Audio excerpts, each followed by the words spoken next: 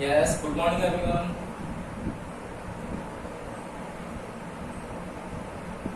Good morning. Good morning बेटा, good morning.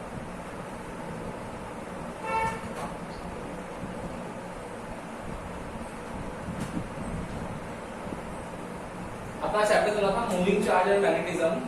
इसमें हम लोगों ने बायो-सावर्ट लॉ पढ़ा था और बायो-सावर्ट लॉ के बाद हम लोगों ने इसकी एक एप्लीकेशन की थी। वो एप्लीकेशन थी कि magnetic field due to circular loop, और मैग्नेटिक फील्ड जो था सर्कुलर लूप पर हम लोगों ने फाइंड करा कितना B equals to mu not I upon 2r। ये कल की क्लास में हम लोगों ने सीख लिया था। ये मैग्नेटिक फील्ड था आप लोगों का, B equals to mu not I upon 2r, यही था। अब आज की कहानी इससे आगे की स्टार्ट करते हैं और सेकंड एप्लीकेशन है। ये एप्लीकेशन इसकी 7 स्टार एप्लीकेशन है। इट मींस यहां से क्वेश्चंस आने के चांसेस रहते हैं। क्या है वो देखना। ये है magnetic field due to current carrying circular loop on its axis. देखो हम लोगों ने फर्स्ट चैप्टर पढ़ा, सेकंड चैप्टर पढ़ा, हम लोगों ने वहां पर मैग्नेटिक डाइपोल के बारे में स्टडी करी थी। मैग्नेटिक डाइपोल क्या था बेटा आप लोगों का, कि जो मैग्नेटिक डाइपोल है, इलेक्ट्रिक डाइपोल है माइनस क्यू, ये प्लस क्यू। तो हम लोगों ने minus Q and plus Q में ये इसकी एक्सियल लाइन थी, इस पर हम लोगों ने एक्सिस लाइन पर किया, एंड इक्वेटोरियल लाइन ये वाली थी, इस पर हम लोगों ने इलेक्ट्रिक फील्ड फाइंड किया। आज देखो क्या है, आज मैग्नेटिक फील्ड फाइंड करना है। कहां पर? एक्सियल लाइन पर, मतलब due to current carrying circular loop on its axis. ठीक है ना। तो आप लोगों को थोड़ा बहुत आइडिया पहले का है। अब देखो ध्यान से देखना, ये आप लोगों को थोड़ा सा वर्चुअली सोचना पड़ेगा, इमेजिन करना पड़ेगा, तब जाकर के आप लोगों को ढंग से समझ में आएगी चीज क्या है वो। देखो हम लोगों को पता है कि जितनी भी ऑब्जेक्ट्स हैं उनमें एक्स वाई प्लेन में है, चाहे वाई जेड में है, चाहे जेड एक्स में है, 2D प्लेन है, तो ही हम लोग उसको नेक्ड आइज से देख सकते हैं, ओपन आइज से देख सकते हैं। अगर आप लोगों के पास में 3D प्लेन आ गया तो हम लोग उसको नेक्ड आई से नहीं देख सकते। यही जानते हो आप लोग, हम लोगों ने 11th में भी यही पढ़ा है। अब देखो अगर इस चीज को मैं बोलूं आप लोगों को, तो आप लोगों को ये ऑब्जेक्ट कैसा दिख रहा है बेटा? ये जो हाथ में सर्कुलर ऑब्जेक्ट है मेरे, ये कैसा है? एक सर्कुलर पोर्शन में है, जिसका ये जो पार्ट है वो होलो है, स्फेरिकल तो है नहीं, मतलब 2D है। स्फेयर 3D है, सर्कल 2D है, सर्कल सर्कुलर पोर्शन में है। अब देखो अगर मैं इसको इस 2D प्लेन में ड्रॉ करूं तो कैसे ड्रॉ होगा, ध्यान से देखना एक बार। अगर मैं इसको यहां पर ड्रॉ करता हूं तो देखो ये होगा क्या? ठीक है, तो ये सर्कुलर पोर्शन दिख रहा है आपको, लेकिन मैंने इसी ऑब्जेक्ट को इस तरीके से नहीं रख करके ऐसे घुमा दिया, देखो ऐसे रख दिया, तो अब आपको कैसा पोर्शन दिख रहा है? सर्कुलर दिख रहा है क्या? नहीं दिख रहा, केवल ये वाला पोर्शन दिख रहा है, इसका आउटर कवर। लेकिन क्या ये ऑब्जेक्ट सर्कुलर नहीं है क्या? है ना, अभी भी तो सर्कुलर है। तो अगर मैं इसको इस पोर्शन में नहीं रख करके, ऐसे पोर्शन में रख करके इसमें रखता हूं, देखो तो क्या ये आप लोगों को ऐसा दिखेगा क्या? तो ऐसा नहीं समझना है कि ये सर इलिप्स शेप है, ओवल शेप है, ये सर्कुलर ही है। क्यों है? उसका रीजन है। देखो अगर मैं आप लोगों के पास में ऐसा सर्कल ड्रॉ कर दूं, ये वाला ड्रॉ कर देता हूं, तो बताओ मुझे इसकी एक्सिस कहां से निकलती? इसकी एक्सिस बता सकता है क्या कोई मुझे? सेंटर से पास होती, तो सेंटर से एक्सिस कहां आती? ये देखो इस सरफेस से परपेंडिकुलर आउटवर्ड आती क्या? और क्या मैं इस बोर्ड में आउटवर्ड ड्रॉ कर सकता हूं क्या?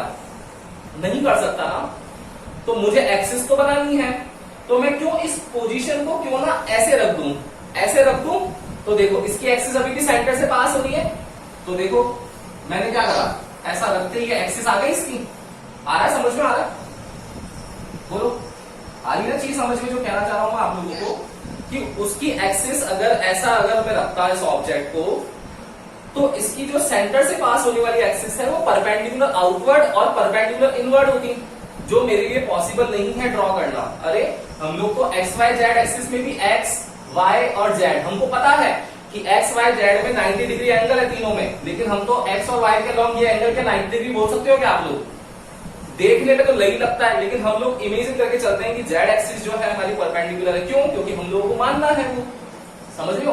तो यहां पर भी वही करा कि ये ऑब्जेक्ट है, इसकी सर्कुलर एक्सिस को मैंने इस तरीके से शिफ्ट कर दिया, तो ये जो बाहर की तरफ थी वो ऐसे शिफ्ट हो गई। तो आप लोगों को देखो ये ऑब्जेक्ट जो है वो इस तरीके से दिख रहा है, ये इसका लूप है और ये इसकी एक्सिस है। क्लियर? फर्स्ट चीज। सेकंड चीज क्या फाइंड करना है बेटा मेरे को? Magnetic field. मैग्नेटिक फील्ड का वेक्टर फॉर्म क्या बताया था मैंने आप लोगों को?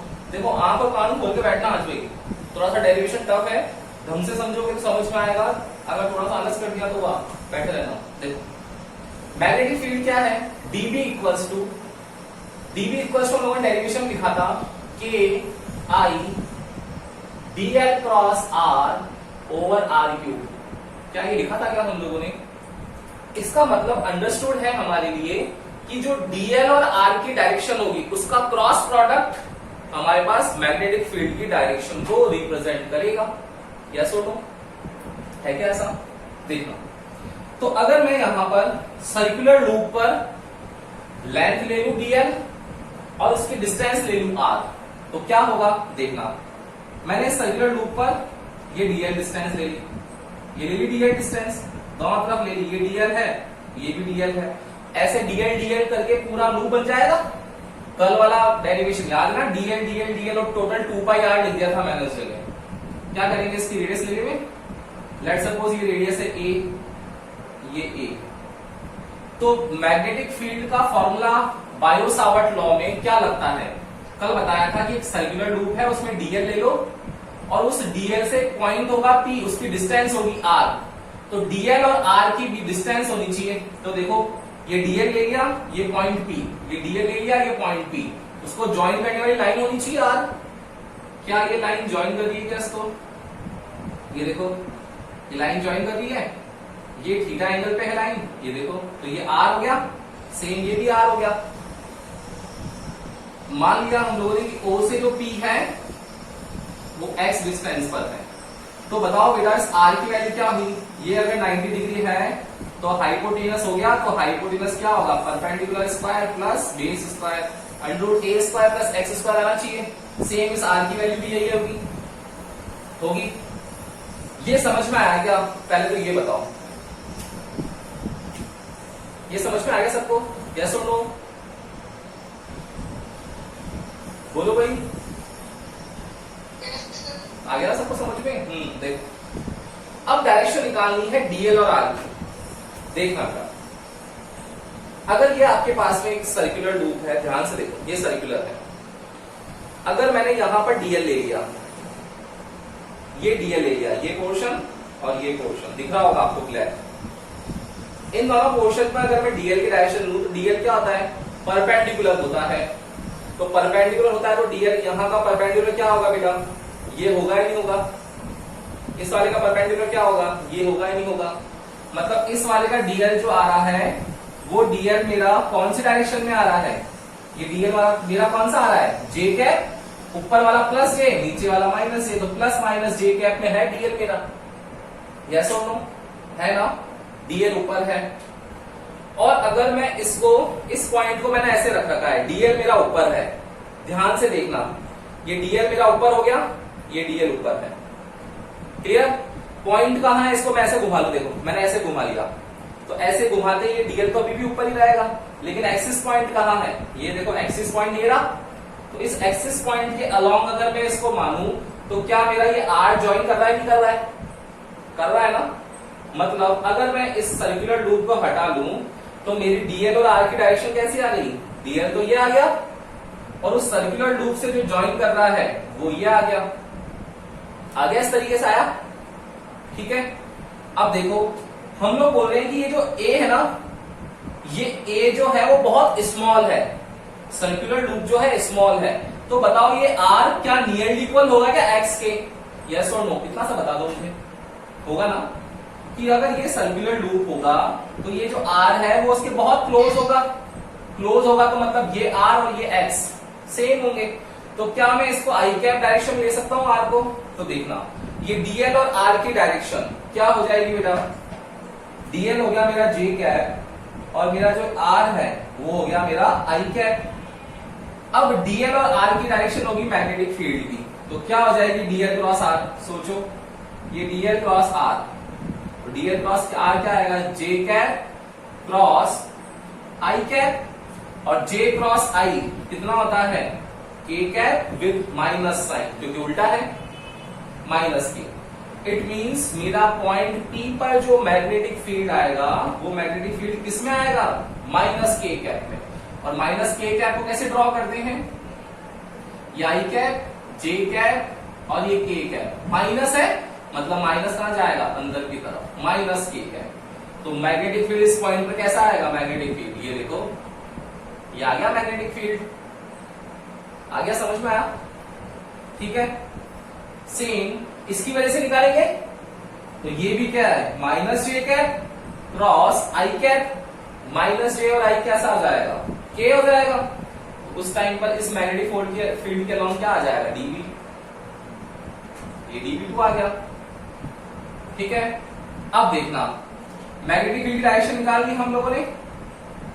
अब मैग्नेटिक फील्ड हम लोगों को लग रहा है कि यहां तो इंक्लाइनेशन एंगल पर है, तो जो इंक्लाइनेशन एंगल पर है तो क्यों ना हम लोग उसको रिजॉल्व कर लें। और जब भी कोई इंक्लाइंड क्वांटिटी आती है, फिजिकल क्वांटिटी, उसको रिजॉल्व इस अकॉर्डिंग करते हैं कि वो मिड में आ जाए।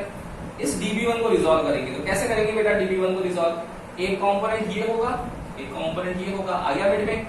इस dB2 को रिजॉल्व करेंगे तो एक कंपोनेंट ये वाला है, एक कंपोनेंट ये है, देखो आ गया मिड में। सेकंड चीज, जिसके साथ थीटा होता है वो कॉस कंपोनेंट होगा।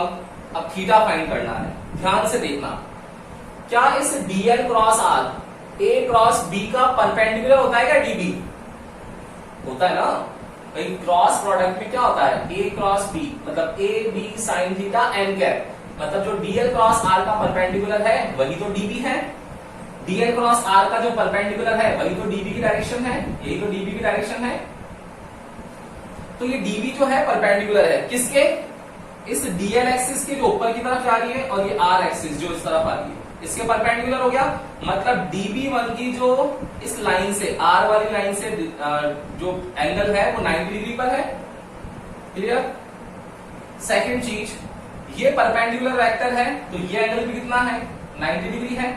अब सोचो ये वाला 90 है, इस 90 में से ऑलरेडी थीटा ये है, तो ये रिमेनिंग वाला कितना बच गया बेटा, रिमेनिंग वाला कितना बचा बताओ, 90 माइनस थीटा बचा क्या, बचा। अब सोचो टोटल ये 90 है, इस 90 में से 90 माइनस थीटा चला गया, तो ये क्या थीटा बचा गया, देखो थीटा बच गया। और थीटा के साथ में क्या होता है, कॉस, तो क्या हो जाएगा, ये हो गया dB1 cos थीटा, ये वाला हो गया dB1 sin थीटा। सेम इस अलोंग ये वाला क्या है, देखो dB2 है परपेंडिकुलर, तो परपेंडिकुलर है तो क्या होगा, ये 90 डिग्री, ये देखो 90 डिग्री, इसमें से थीटा ये दे रखा है तो ये थीटा है, तो 90 में से 90 माइनस थीटा निकल जाएगा तो थीटा बच जाएगा, ये थीटा आ गया। मतलब ये वाला कौन सा है, dB2 cos थीटा है, और ये वाला कौन सा है, dB2 sin थीटा है। तो इस बार क्या आया कि dB1 cos theta and dB2 cos theta दोनों एक दूसरे को कैंसिल आउट कर देंगे, एंड रिजल्टेंट मैग्नेटिक फील्ड इस बार dB1 sin थीटा और dB2 sin थीटा की वजह से होगा। आया क्या समझ में, यस और नो, इतना बताओ, ये तो वापस बता दूंगा मैं, बोलो। यस वैभव, आयुषी, गर्विता, मिलिंद, यश, आ गया ना। देखो अब इसके अंदर नेक्स्ट चीज क्या है, डेरिवेशन। एक बार इसका स्क्रीनशॉट ले लो, फिर इसका डेरिवेशन करते हैं। ले लो इसका स्क्रीनशॉट, ढंग से इसकी प्रैक्टिस करना। आज की डेट में आप लोगों को ढंग से आ जाएगा पूरा, वापस देखना वीडियो पूरा, प्रैक्टिस करना। ले लिया स्क्रीनशॉट, देखो इसका डेरिवेशन करते हैं भैया। तो मैग्नेटिक फील्ड फाइंड करना है, 7 स्टार है, ये याद रखना बेटा, आने लायक है एग्जाम में आपके।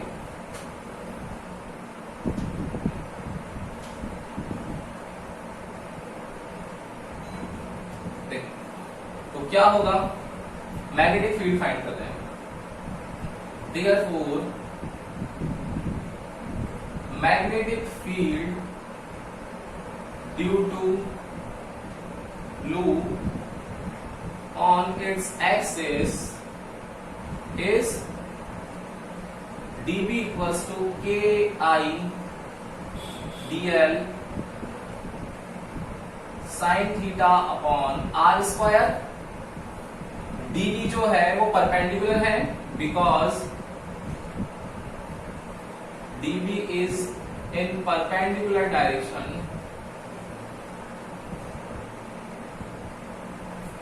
therefore थीटा की वैल्यू 90 डिग्री, तो dB कितना आएगा, KIdl ओवर r स्क्वायर। ये आ गया। अब रिजल्टेंट किस वजह से आया है, रिजल्टेंट मैग्नेटिक फील्ड किसकी वजह से आया है, dB sin थीटा की वजह से। कॉस वाले क्या हो गए, कैंसिल हो गए। तो अब हम लोग इसके आगे लिखेंगे बिकॉज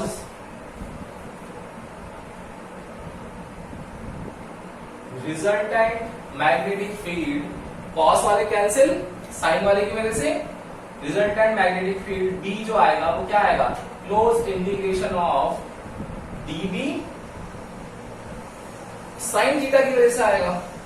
तो dB की वैल्यू कितनी है, ये कितनी है value, KIdl over r square dot sine theta. Value लिख रहे हैं हम लोग, साइन थीटा निकालना है। साइन थीटा ट्राइंगल दिख रहा है आप लोगों को ये वाला, तो कोई से भी ट्राइंगल लगा लो, O A और ये P है, तो in triangle OAP sine theta PBP HHP, तो कितना होगा P। थीटा 90 डिग्री के सामने हाइपोटेनस और थीटा के सामने परपेंडिकुलर, तो कितना हो गया A upon R। A upon R की वैल्यू कितनी है, A square plus X square की पावर हाफ, अंडर रूट है तो हाफ। इस वैल्यू को लिख दें हम लोग यहाँ पर, सॉल्व कर लें इसको। तो देखो B की वैल्यू क्या आ जाएगी बेटा, close integration KIdl upon R square sine theta कितना है A बाई आर, ये A बाई आर। इस R की वैल्यू लिख देंगे बाहर निकाल करके टोटल, तो कितनी आ जाएगी, B इक्वल्स टू K देखो कांस्टेंट है mu naught upon 4 pi, I की वैल्यू लूप में कांस्टेंट है, dl देखो पूरा लूप में चेंज हो रहा है, R स्क्वायर इसकी डिस्टेंस कांस्टेंट है, तो ये R क्यूब कॉमन आ गया, A रेडियस है कॉमन है, पीछे बच गया इंटीग्रेशन dl। और ये जो इंटीग्रेशन dl है ये टोटल जुड़ेगा, कितना होगा इंटीग्रेशन dl, कितना होगा कल बताया था 2 पाई r। इस बार रेडियस कितनी है a है, तो a लिख देंगे, तो b कितना आ जाएगा ki upon r cube dot a, और dl की वैल्यू जाएगी 2 पाई a। ठीक है, सॉल्व कर लो उसको। तो b कितना आया, k की value mu naught upon 4 pi i upon r cube a, और ये 2 पाई a, ये 2 पाई से ये कैंसिल हो गया 2 टाइम्स, तो कितना आ गया बेटा, ये आ गया आपके पास b equals to mu nought i a square upon twice r cube. ये वैल्यू आ गई। इसको अगर r की वैल्यू लिखना चाहो तो अब r की वैल्यू लिख दो। इसको और किस फॉर्म में लिख सकते हैं हम लोग, mu nought i a square upon twice of x square plus a square की पावर हाफ है, और हाफ पावर जाएगी तो 3/2 हो जाएगा। तो mu nought i a square upon 2 x square plus a square की पावर 3/2। यह आप लोगों का फाइनल रिजल्टेंट आंसर आएगा। क्या समझ में आएगा आप लोगों को, हाँ या ना, जल्दी से बता दो। आ गया, कुछ भी नहीं किया, देखो डेरिवेशन स्टार्ट किया तो फॉर्मूला यही था। हम लोगों को पता है कि डीबी परपेंडिकुलर देखा हम लोगों ने डीएल और आर के डायरेक्शन से, तो थीटा 90 आते ही 90 रखा हम लोगों ने, 90 रख करके सॉल्व किया इसको, तो ये आ गया। फिर हम लोगों ने देखा कि रिजल्टेंट तो क्या है, साइन की वजह से, देखो 2 बार साइन आता है लेकिन कंफ्यूज नहीं होना है, ये साइन तो फॉर्मूले का है और वो साइन रिजल्टेंट मैग्नेटिक फील्ड का है जो कॉस कैंसिल होकर के बचा है। वहां रखा, साइन की वैल्यू निकाली हम लोगों ने, जस्ट जैसे ही वैल्यू पुट करी हम लोगों ने हमारा 2 पाई a वाला आंसर वहां आ गया dl की वैल्यू, और जैसे यहां रखेंगे हम लोग इसको इस फॉर्म में लेकर आ सकते हैं। बहुत इजी डेरिवेशन है, बहुत इजी। सारा खेल जो है वो इस डायग्राम का है, डायग्राम समझ में आना चाहिए तो ऑटोमेटिक डेरिवेशन तो इजी हो ही जाएगा। और जो डायग्राम है उसमें दो चीजें इंपॉर्टेंट, क्या, एक तो आपको डीएल और आर की डायरेक्शन पता पड़नी चाहिए, दूसरी चीज क्या कि आपको एंगल पता पड़ना चाहिए कि 90 कौन सा है, 90 माइनस थीटा कौन सा है। तो सिंपल सी मैथमेटिक्स अगर 9 10 की यूज करोगे तो ये भी समझ में आ जाएगा। ओके, क्लियर है क्या? यस और नो बोलो, बोलो भाई, क्लियर है ना? कोई डाउट है इससे रिगार्डिंग? नहीं है तो हम लोगों ने बायो-सावर्ट लॉ जो पढ़ा है, उस बायो-सावर्ट लॉ के अंदर हम लोगों ने पढ़ा कि magnetic field I dl sin theta upon r square इसके डायरेक्टली प्रोपोर्शनल था। फिर उसके बाद हम लोगों ने उसकी एप्लीकेशन पढ़ना स्टार्ट करी। तो कल एप्लीकेशन जब हम लोगों ने पढ़ना स्टार्ट करी तो फर्स्ट एप्लीकेशन पढ़ी थी कि magnetic field due to circular coil, वो हम लोगों ने कहा था mu naught I upon 2r, आज निकाला है ऑन एक्सिस। अब ये एक्सिस पे निकाला है, इसका मतलब ये है कि एक्सिस पर x है, डिस्टेंस है क्या? तो बेटा ये डिस्टेंस अगर x है तो अगर इस पॉइंट P को मैं उठा करके सेंटर पे लेके आ जाऊं तो बताओ क्या इस x की वैल्यू 0 होगी या नहीं होगी? बिल्कुल होगी ना। तो अगर मैं इस जो डायग्राम है इस डायग्राम के अकॉर्डिंग इस डेरिवेशन को सेट कर दूं कि अगर इफ जो एक्सिस पॉइंट है यहां से यहां तक, इसके अलावा दूसरा नहीं, if axis point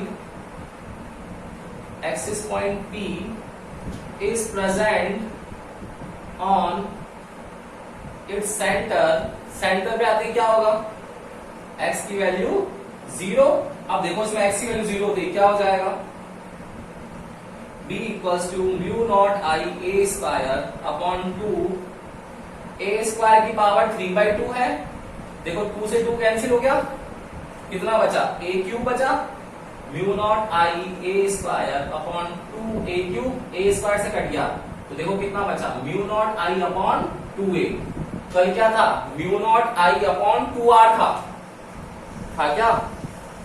mu naught I upon 2r, यहाँ क्या है? Mu naught I upon 2a। वहां r रेडियस थी, यहाँ रेडियस मैंने a ले ली।